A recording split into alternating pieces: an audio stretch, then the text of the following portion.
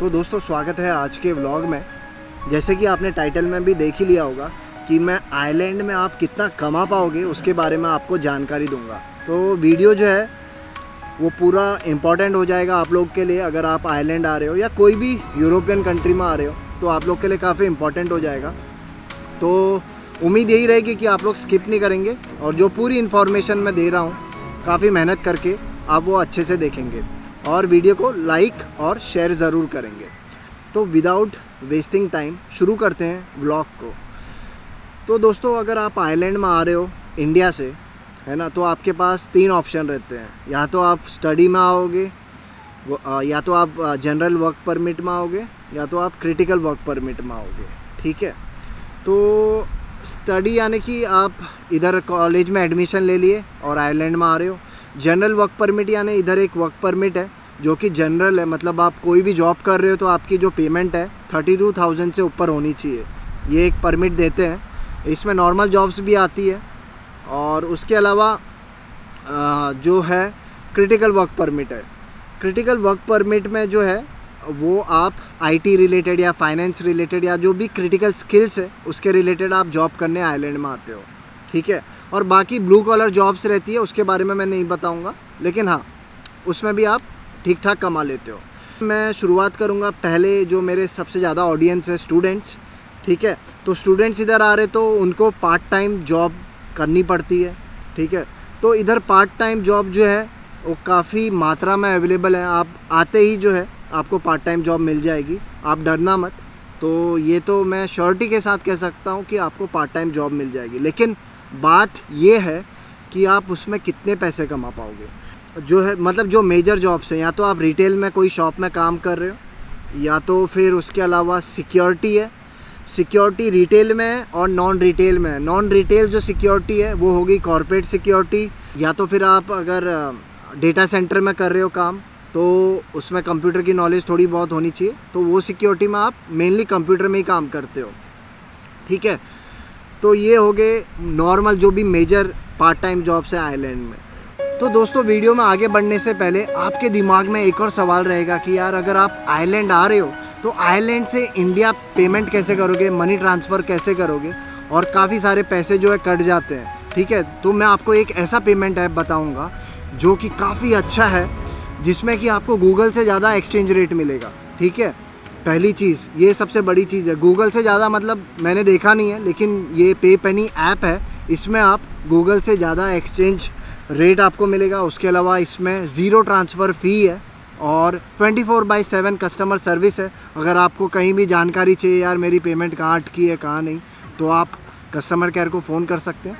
और उसके अलावा जो नीचे वीडियो के डिस्क्रिप्शन में मैंने एक रेफरल लिंक दी है, उसको अगर आप क्लिक करोगे तो आपको ये जो ऐप है आप सीधा अपने मोबाइल में डाउनलोड कर सकते हैं। तो ये रही पे पेनी ऐप के बारे में बात, तो जल्दी से आप डाउनलोड कीजिए। तो पहले बात करूँगा आप पार्ट टाइम जॉब में ऐसे जो नॉर्मल रिटेल में जैसे शॉपिंग सेंटर में हो गया, उसके बाद अलावा सुपर मार्केट्स है इसमें आप जॉब करते हो, उसमें बिलिंग में हो गया। उसके अलावा जो नॉर्मल फ्लोर जॉब हो गई वो आप करते हो।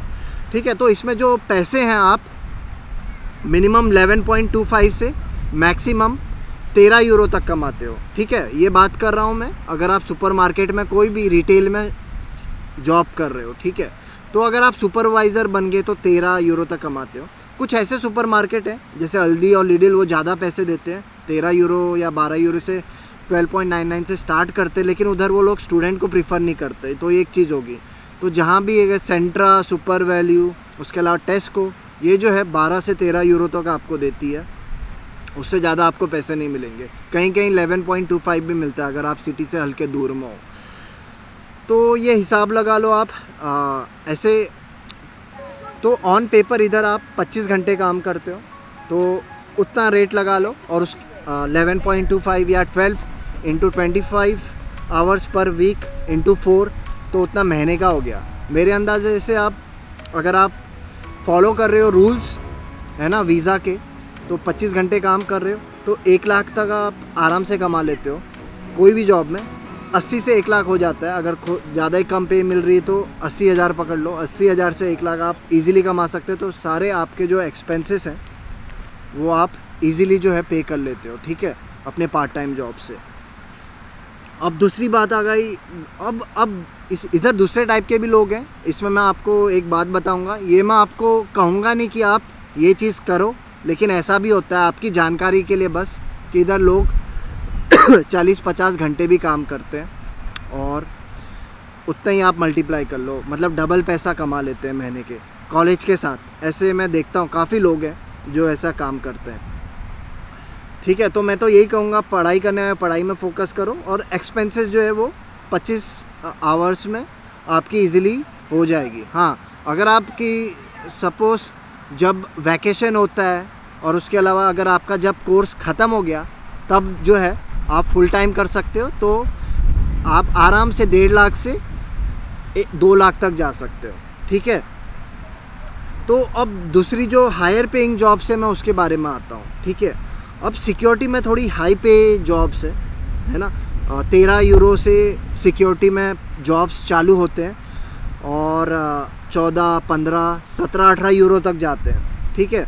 तो इसमें जो हायर पेइंग जॉब्स है ना, तो वो एक्चुअली अगर आप कॉर्पोरेट सिक्योरिटी कर रहे हो, रिटेल में भी जो रिटेल सिक्योरिटी है ना यार, उसमें भी अच्छा खासा आपको पेमेंट मिलता है आवरली। आपको 13 यूरो तो मिल जाता है, 13 यूरो मिलता है, ठीक है। लेकिन उसमें जो है ना रिस्क ही काफ़ी है यार, लड़ाइयाँ काफ़ी होती है, इधर चोरियाँ काफ़ी होती है, तो मैं वो आपको रिकमेंड नहीं करूँगा रिटेल सिक्योरिटी। हाँ, लेकिन कॉर्पोरेट सिक्योरिटी और डेटा सेंटर सिक्योरिटी में ना काफ़ी पैसे हैं। डेटा सेंटर सिक्योरिटी में अगर आपको हल्का एक्सपीरियंस भी हो जाएगा ना 6 महीने में, आपको 15, 16, 17 यूरो पर घंटे में आप इजीली कमा पाते हो। तो ये चीज़ होगी सिक्योरिटी के बारे में। उसके बाद संडेज़ को आपको 16-17 यूरो मिल जाते हैं, और फिर बैंक हॉलीडे में डबल, जैसे कि 15 यूरो आप कमा रहे हो तो 30 यूरो पर घंटा कमाओगे। तो ऐसा स्टूडेंट आप बैंक हॉलीडे का भी मिस मत करना, काफ़ी सारी कमाई के ऑप्शन होते हैं। और क्रिसमस के टाइम इधर जो भी हॉलीडेज़ होते हैं ना, वो टाइम में तो काफ़ी अच्छा स्टूडेंट कमा लेते हैं पैसा। तो ये एक चीज़ होगी।